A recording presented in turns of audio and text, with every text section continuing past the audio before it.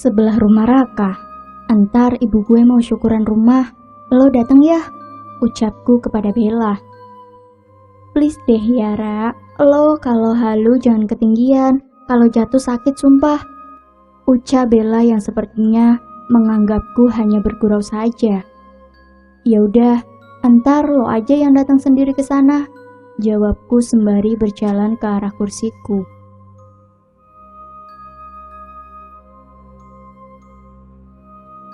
Bel sekolah telah berbunyi, tanda pembelajaran akan segera dimulai. Serentak, semua siswa masuk ke dalam kelas. Hari ini adalah pembelajaran IPA.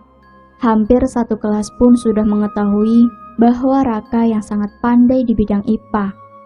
Tapi menurutku bukan hanya IPA, kurasa dia pandai akan semuanya. Hari ini kita ulangan, ucap Bu Wina. Sontak mataku melotot kaget mendengarnya, karena akhir-akhir ini aku sibuk mengurus pindahan rumah, juga mengurus tentang kematian Kak Gian. Jangankan untuk belajar, aku saja tak ingat sedikit pun bahwa sekarang akan ulangan. Dilarang nyontek, teriak Bu Wina sembari membagikan tiap lembar soal ujian ke masing-masing siswa. Shh, bisikku kepada Bella.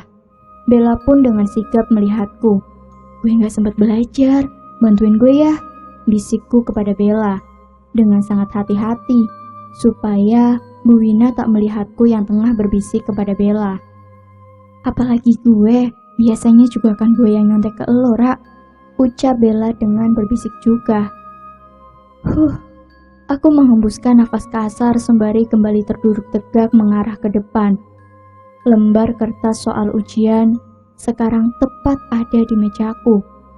Dengan diberi waktu 1,5 jam, semua harus sudah mengumpulkannya ke depan. Aku mengerutkan keningku dengan perasaanku yang gugup, dan tak yakin akan bisa menuntaskan menjawab semua pertanyaan ini. Toke, bisik Raka dengan menepuk pundakku perlahan dari belakang. Kok lo di situ, Raka? Jawabku yang juga berbisik pelan dengan tak melirik Raka sepenuhnya. Berusaha tetap terduduk tegak melihat ke depan. Gak penting itu mah. Sekarang lo isi aja sebisanya, tapi gak usah lo kasih nama, ucap Raka. Kenapa? Jawabku keheranan. Udah isi aja, jawab Raka. Aku pun mengikuti apa yang dikatakan oleh Raka tadi, sampai sehingga tepat hampir 1,5 jam ulangan berlangsung. Lo udara, bisik Raka. Aku pun hanya mengangguk dengan tetap tegak melihat ke depan. Sini kertas lo, Ra, bisik Raka. Lah, ngapain? Lo mau nyontek ya? Teriakku. Sontak seluruh orang termasuk Bu Wina yang ada di dalam kelas ini tertuju heran melihatku.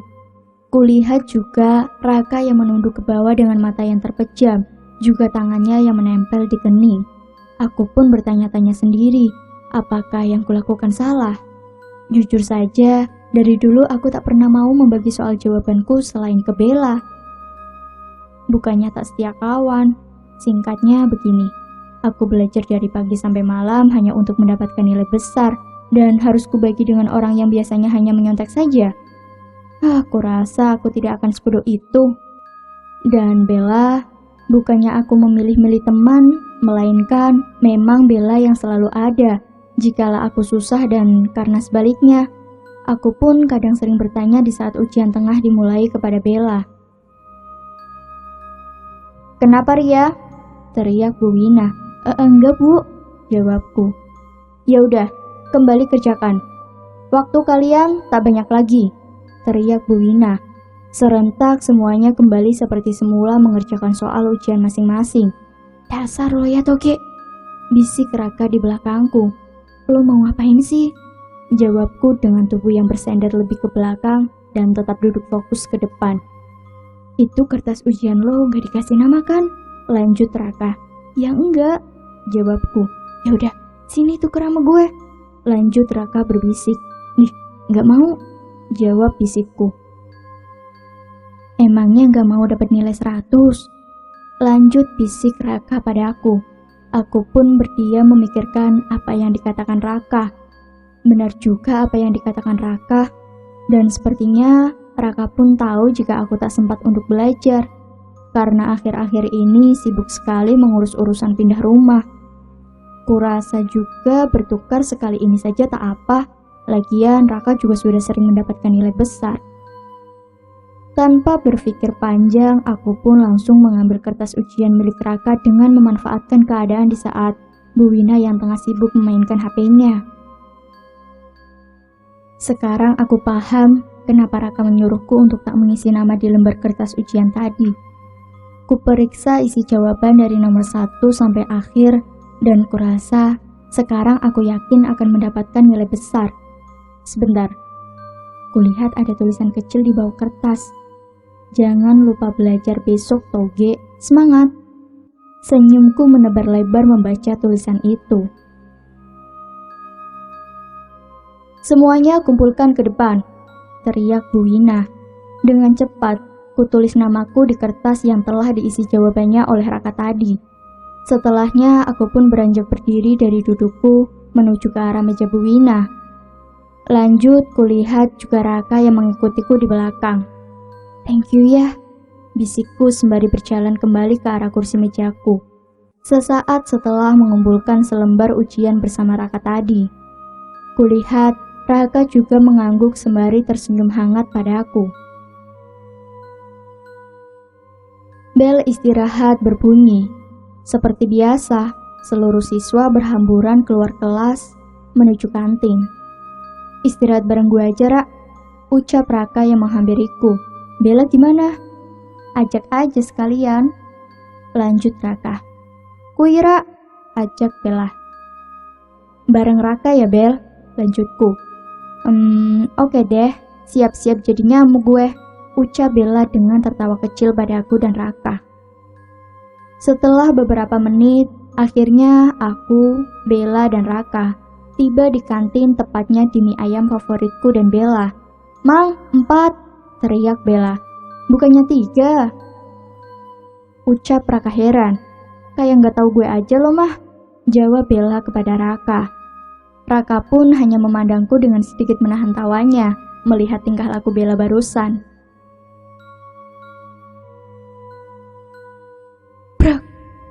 Tiba-tiba 5 orang kakak kelasku datang menghampiri dengan tak sopan menendang meja makan kita. Aku tak mengerti apa maksudnya mereka melakukan itu tadi.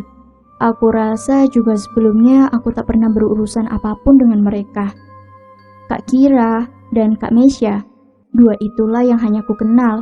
3 diantaranya jangankan mengenal, bertemu pun aku tak pernah. Kak Kira adalah kakak kelasku yang cukup terkenal karena ketajirannya dan juga kecantikannya yang bisa membuat hati pria berdebar-debar. Kak Mesya juga sepertinya sahabat dekatnya Kak Kira, yang juga tak kalah cantiknya. Hampir satu sekolah mengagumi mereka, mau itu laki-laki ataupun perempuan, yang juga sepertinya sangat ingin sekali mempunyai wajah yang cantik seperti Kak Kira, juga Kak Mesya itu. Tetapi tidak denganku. Jangankan menyukainya, berteman pun rasanya aku tak sudi.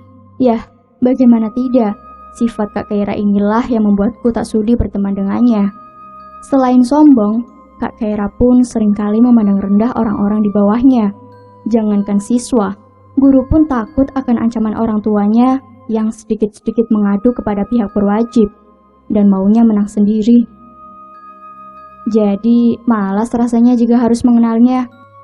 Apalagi berteman dengannya hanya untuk mengejar jati diri, membuat kita terkenal satu sekolah karena dapat bersahabat dengan orang tajir seperti Kak Kira. Prinsipku buat apa cantik kalau nggak ada akhlak. Nggak tahu diri banget jadi adik, juga satu kakak kandung aja nggak becus. cetus Kak Keira padaku. Aku mengerutkan kening heran mendengarnya. Siapa? Kak Gian? Apa semua orang di sini tahu tentang kasus Kak Gian? Oh iya, Kak Keira juga termasuk wanita yang selalu mengejar-ngejar hati almarhum Kak Gian dulu. Sudah sering sekali, bahkan aku pun bosan mendengarnya di saat Kak Keisha mengungkapkan isi hatinya. Namun selalu ditolak oleh Kak Gian dengan berbagai alasan. Ya, karena Kak Gian pun tahu sisi buruk Kak Keisha. Dan lebihnya, almarhum Kak Gian tak mengutamakan fisik untuk jadi pilihannya. Emang lo pikir ya gak sedih ditinggal kakaknya? Cetus jawab Bella yang malah memperpanas keadaan. Bella memang seperti ini, tak memandang kakak kelas ataupun adik kelas. Jikalau sudah keterlaluan, dia pasti tak pernah hanya diam. Hello, gue gak ngomong elo, sorry, jawab Kak Keira dengan tersenyum sinis kepada Bella. Gue ngomong sama calon adik ipar gue yang gak jagain karena dia yang udah buat kakaknya meninggal. Dan udah buat gue sendirian sekarang dan gak bisa lagi ketemu Mai Bikian. Cetus Kak Keira kepadaku. Brak! Kulihat juga Raka yang memukul keras meja sembari beranjak berdiri tegak dari duduknya. Sontak semua siswa yang ada di kantin ini tertuju tajam melihat ke arah meja makanku ini. Kalau punya mulut dijaga, ucap Raka dengan nada yang meninggi. Ini siapa lagi? Ucap Kak Keira dengan mengangkat sebelah alisnya. Biar gue yang urus, ucap Kak Meisha sembari berjalan menuju tempat Raka berdiri. Hai ganteng, jangan marah-marah. Mending kita makan berdua aja di sana, ucap Kak Meisha sembari memegang tangan Raka perlahan. Jujur, aku sedikit tak suka dan bisa dibilang cemburu melihatnya. Ngapain lo? Ucap Raka yang berusaha melepas pegangan Kak Meisha dan sesekali melirik padaku. Aku sedikit muak melihat Kak Meisha yang kegatalan kepada Raka, dan tanpa aba-aba, aku bergegas pergi meninggalkan mereka semua. Ria! Teriak Bella dan Raka bersamaan. Gak ada sopan santunnya tuh bocah, ucap Kak Keira. Ini mie ayamnya Ria, lanjut Bella berteriak. Aku tak mendengarkan mereka sedikit pun, dan hanya terus berlari tak tentu arah sampai hingga tiba tepatnya di WC atas sekolah. Aku menghela nafasku sesaat dan juga tak habis pikir, bisa-bisanya aku berlari sampai ke tempat seperti ini. Mataku terus berkeliaran lincah memperhatikan setiap sudut kamar mandi yang sunyi, seperti tak berpenghuni, dan yang kulihat dan rasakan sekarang, seperti tak ada tanda-tanda kehidupan sama sekali. Aku sedikit menghiraukannya dan langsung terduduk di sudut dinding di toilet ini. Aku merasa tempat ini pas untuk menenangkan diriku sendiri dan tak akan ada juga yang mengganggu. Sesaat ku merenung mengingat almarhum Kak Gian juga memikirkan apa yang dikatakan Kak Keira tadi. Apa iya aku penyebab kematian kakakku sendiri? Apa iya aku? Tak terasa, air mataku menetes keluar lambat membasahi pipiku. Sekarang aku benar-benar baru merasakan seperti hidup sendirian, tanpa ada orang yang menyayangiku. Tak lebih, aku hanya ingin bahagia, layaknya dulu semasa masih bersama Kak Gian. Tapi kurasa sekarang kebahagiaan tak pernah berpihak kepadaku sedikit pun. Atau entah belum.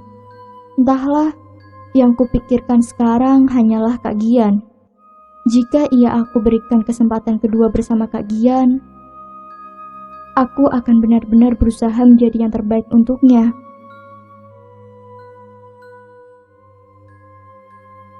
Tak lama, sesaat sedang terduduk dengan kepalaku yang kutunduk frustasi ke bawah, terdengar pelan suara tangisan seseorang. Sontak aku berdiri dari dudukku dengan bulu kuduku yang seketika berdiri tegak mendengar tangisan yang sedikit berirama dan menyeramkan. Aku menelan air liurku, dengan mataku yang melotot kaget melihat dua orang yang tengah terduduk membelakangiku. Padahal, aku yakin betul hanya ada aku seorang di sini. Lantas, dari kapan mereka ada di situ? Apakah sebelumku? Sumber suara tangisan itu ternyata sumbernya dari dua orang yang ada di hadapanku itu. Dari balik tubuhnya, terlihat seorang lelaki dengan seorang wanita tua di sebelahnya. Wanita tua itu tengah mengelus lembut rambut pria yang tengah menangis terseduh-seduh sembari memandangi selembar kertas sobek di tangannya. Aku melangkah berniat melihat wajah mereka lebih jelas. Perlahan, aku langkahkan kakiku menuju ke arah dua orang tersebut. Perlahan-lahan mulai ku melangkahkan selangkah demi selangkah dengan menahan hembusan nafasku sesaat. Jika perlahan mereka membalikkan wajahnya padamu, lari. Itulah yang kupikirkan sekarang. Entah dari mana tiba-tiba datangnya pikiranku seperti itu. Mengapa aku memikirkan itu? Apa itu petunjuk? Mengapa harus lari? Dan siapa yang memberiku petunjuk seperti itu? Ataukah hanya kebetulan? Pertanyaan itu terus berputar-putar di kepala, membuatku semakin bingung saja, dan sedikit tak paham dengan semua ini. Tiba-tiba langkahku terhenti juga. Nyaliku menciut sesaat melihat kepala dua orang yang ada di hadapanku bergerak perlahan ke belakang. Kakiku bergetar hebat dengan keringat dingin yang bercucuran membasahi keningku. Juga kututup erat mulutku berusaha keras untuk tidak berteriak. Perlahan kulangkahkan mundur kakiku ke belakang dengan sangat hati-hati, mencoba untuk tidak membuat suara apapun. Sial, kakiku menginjak salah satu bekas botol kaleng yang berserakan di sini. Jantungku berdetak kencang saat melihat dua orang tersebut tengah mengetahui keberadaanku di sini. Namun, mereka tak melihat ke arahku langsung dan hanya berdiam tegak seperti mengawasi gerak-gerikku. Jantungku benar-benar melemah dan merasa seperti akan mati. Aku tak bisa berpikir lagi bagaimana jika mereka melihatku. Di sisi lain, aku pun berpikir mengapa aku takut. Seolah-olah tahu mereka berdua bukan manusia. Shh, bisik Raka di balik dinding tangga. Terlihat juga Raka yang menaruh telunjuknya di mulut mengisyaratkanku untuk diam tak berbicara. Lalu sesaat sebelum dua orang di hadapanku melihatku sepenuhnya, Raka langsung menarik tanganku ke bawah sebelah dinding tangga dan langsung memelukku sembari tangannya yang membekam pelan mulutku yang sempat akan berteriak tadi. Setelah itu, terdengar suara langkah kaki yang sepertinya mengarah ke tempatku dan Raka berdiri. Jantungku terus berdetak kencang, ketakutan. Dan ternyata bukan hanya jantungku yang berdetak kencang. Di dalam pelukannya, kurasakan detakan jantung Raka yang begitu cepat, juga nafasnya yang tersengal-sengal. "Ria, Raka, kalian ngapain?" teriak Bella. Ternyata suara langkah kaki tadi adalah langkah kaki Bella yang sekarang berada selangkah tak jauh dariku dan Raka. Gue cari-cari, astaga, ternyata di sini kalian. Mocok lagi di situ, ucap Bella.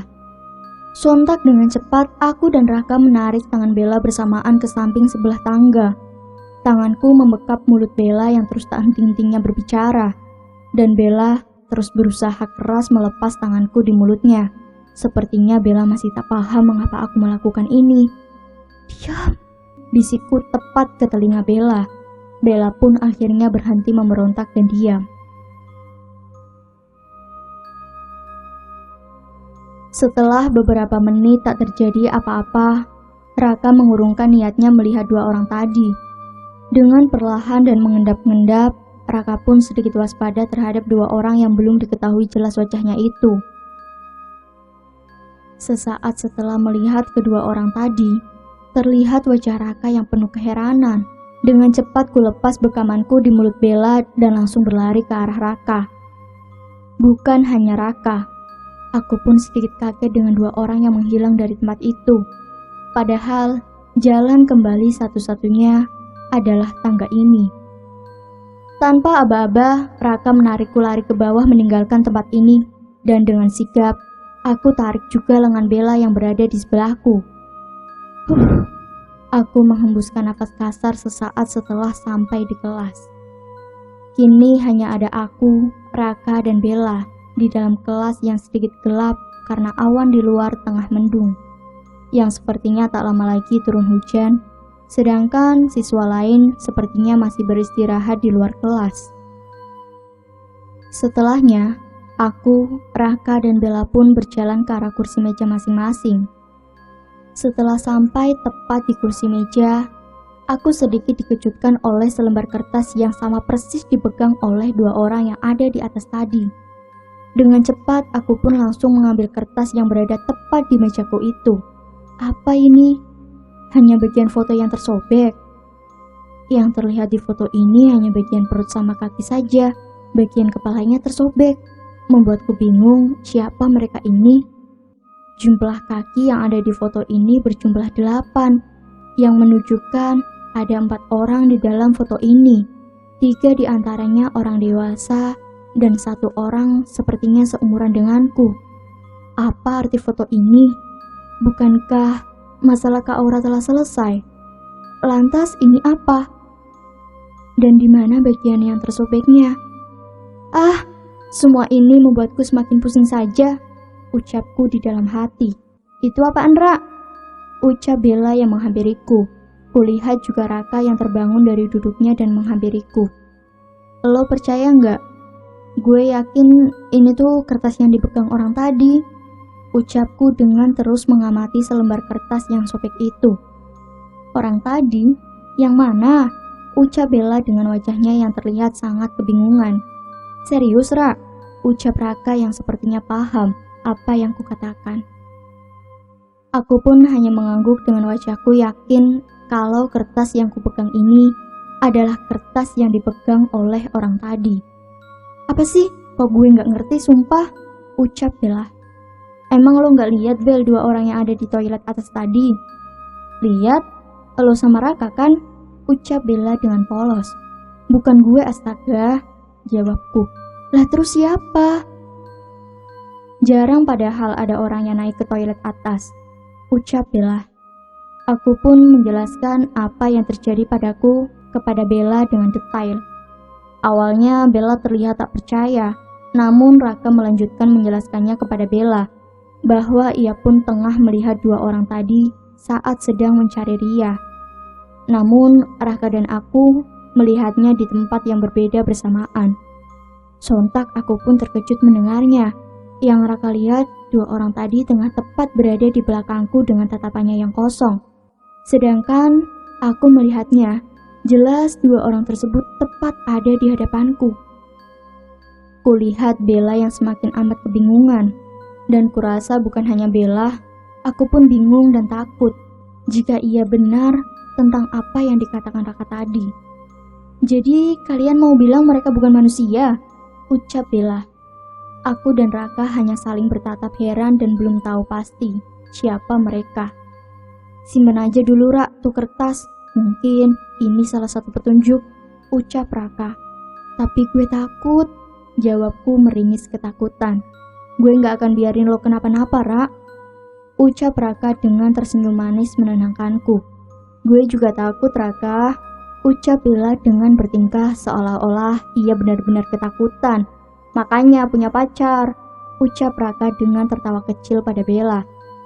Sumpah Raka lo, udahlah, jawab Bella dengan menekuk wajahnya, cemberut, mendengar Raka tadi.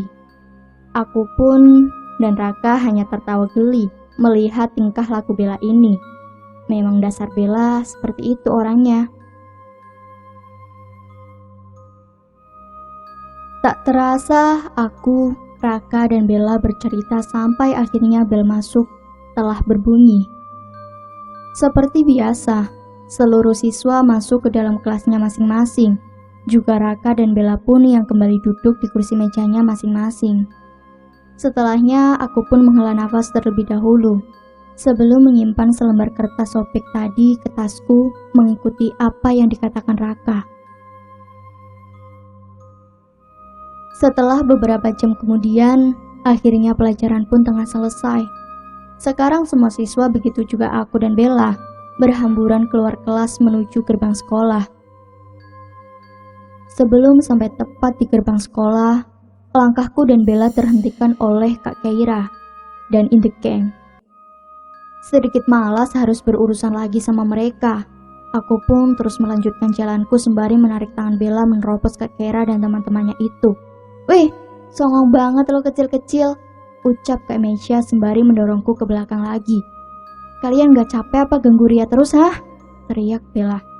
"Gue gak ada urusan sama lo, cebong," cetus Kak Keira sembari menjabak rambut Bella yang ada di sebelahnya. Melihat itu, dengan sigap aku langsung membantu melepas tangan Kak Keira dari rambut Bella itu. Namun sial, sebelum aku membantu melepasnya, aku terlebih dahulu dijambak oleh Kak Meisha. "Ah, sakit," ucapku dengan terus berusaha melepaskan tangan Meisha. "Oh ya, gue ada pesan buat lo, jauhin Raka. Ingat, orang rendahan kayak lo gak pantas bersaing sama gue," cetus bisik Kak Meisha tepat di telingaku. "Lo gak tahu gue apa gimana? Masa iya gak kenal sama cewek secantik gue?" lanjut Kak Keira dengan mengangkat sebelah alisnya seperti biasa. "Muka mirip nenek lampir aja bangga," cetus Bella berteriak. "Apa lo bilang? Berani ya sama gue?" teriak Kak Keira dengan menjambak rambut Bella lebih keras. "Ah, anjir, lepasin mak lampir," teriak Bella dengan tangannya yang membalas menjambak rambut Kak Keira. Nyali sahabat gue satu ini jangan dikira. "Ah, mami!" teriak Kak Keira saat menerima balasan jambakan dari Bella. Melihat Kak Keira yang meringis kesakitan saat saling jambak dengan Bella dan tak saling melepas, 3 orang teman Kak Keira langsung membantu mencoba melepas tangan Bella dari Kak Keira. Melihatnya, aku pun terus mencoba melepaskan jambakan tangannya Kak Meisha di rambutku. Namun jambakan Kak Meisha ini sangat kuat. Selain menjambak aku, sebelah tangannya pun memegangi erat kedua tanganku, membuatku sulit untuk melawan. Sekarang, kulihat Bella yang tengah dikepung oleh Kak Keira dan juga 3 teman lainnya. Tapi siapa sangka, Bella tak kunjung melepas jambakannya di rambut Kak Keira dan sekarang 3 teman lainnya pun ikut dijambak oleh Bella.